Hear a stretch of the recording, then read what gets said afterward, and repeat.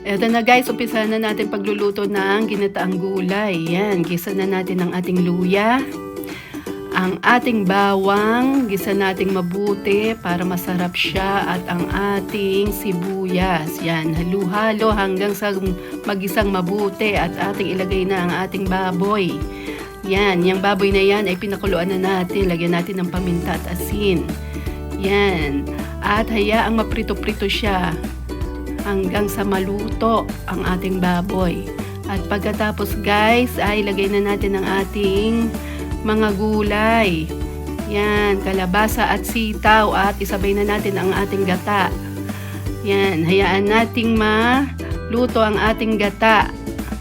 Itakpan muna natin siya hanggang sa maluto, at tapos lagay na natin ang siling berde. Yan, sweet chili yan, kaya hindi maanghang. Lagyan ulit natin ng asin at paminta para sumarap. At ayan guys, luto na ang ating ginatang gulay.